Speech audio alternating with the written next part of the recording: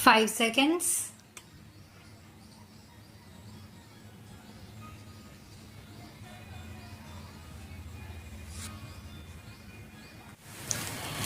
Sir, the Essential Commodities Act was passed 5 years ago, and when the minister yesterday came with an amending bill, we expected that he would give us a brief report on the working of this measure for the last few years.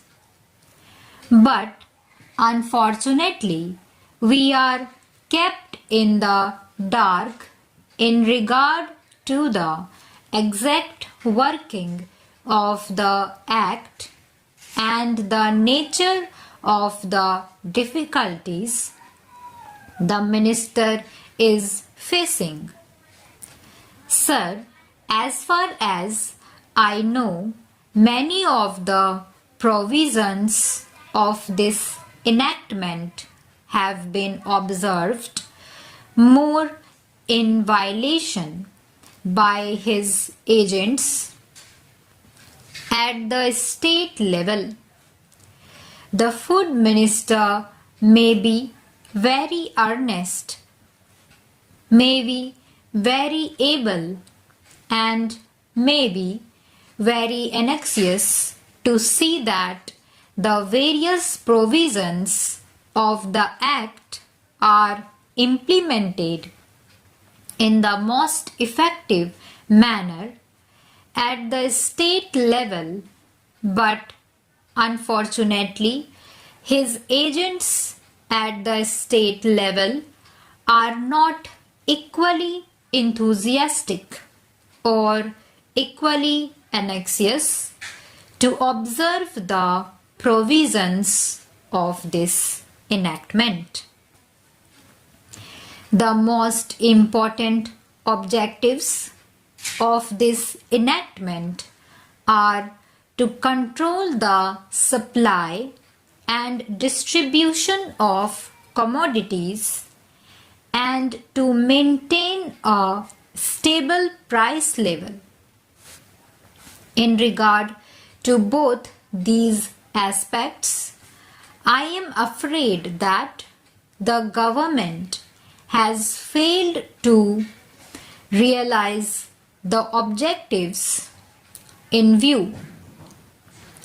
Some time passed when there was scarcity of food grains. Attempts were made to make procurement from certain wholesale merchants and from rice mills. In my own state, I know of many instances of such procurement where, after making known that certain things had to be done and certain steps had to be taken by the merchant community, nothing was done later on by the government when they found that these very orders of the government were violated.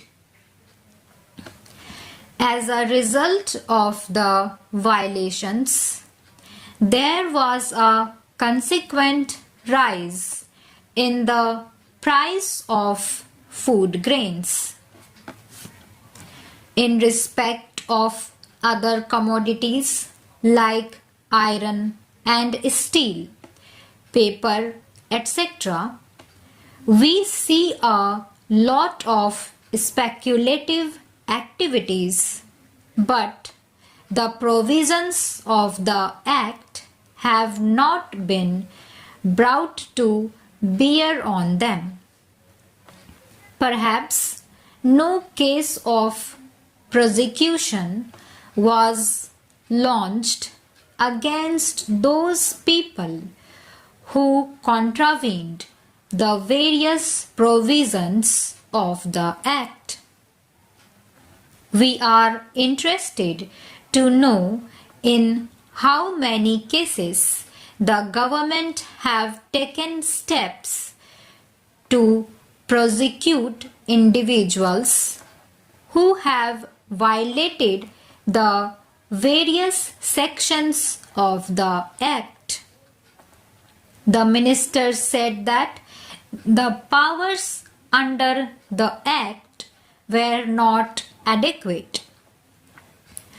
We sympathize with the food minister, but I want to know what action has been taken in this regard by the various state governments. In regard to the amending provision, I want to know from the minister what would be his difficulty even if minor offences are taken to courts of law. For instance, the Motor Vehicles Act deals with various offences, both major and minor, and various minor offences under the Act are taken to courts and people are prosecuted.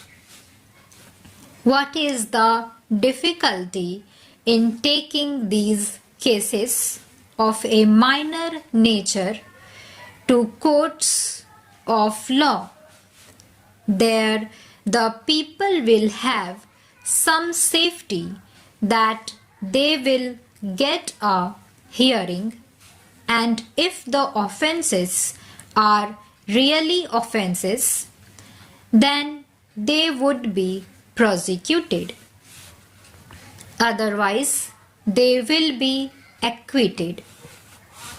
Here, the minister says that there should be a security deposit.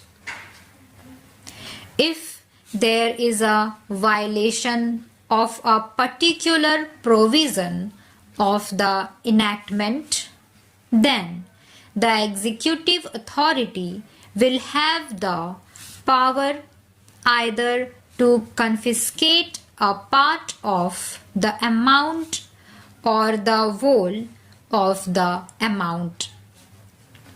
We are clothing the executive authority with more powers. I do not grudge giving powers to the executive authority, provided they are used properly and effectively and in a most fair manner. But unfortunately, there have been discriminations apart from the ineffectiveness of the various provisions. Wherever these provisions were used, there had been discriminatory use of these provisions against a few or in favor of a few. Normally, when officers are clothed with more powers, there is large scope for corruption.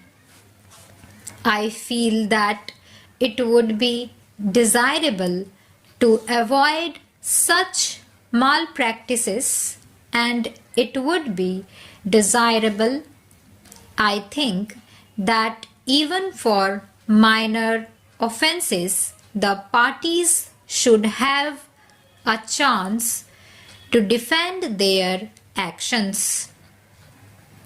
I do not think that this problem of dealing with minor offences will become complex or complicated in any way if we take them to courts of law.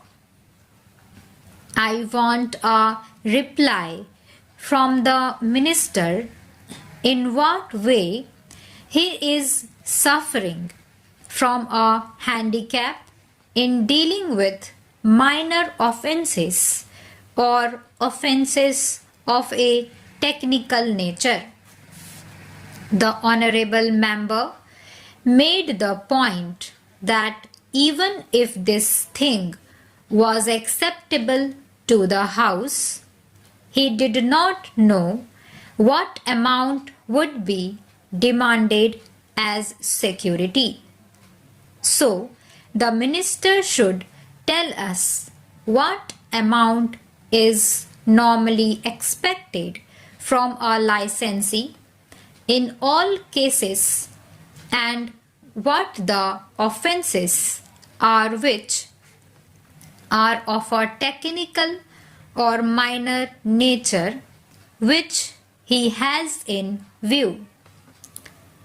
We are not told which are major offences and which are minor offences. Clarifications on these points are necessary.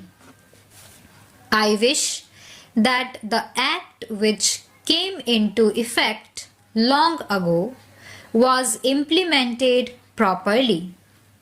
I know that the minister here is very earnest in implementing it, but his colleagues at the state level and at the central level are disappointing him.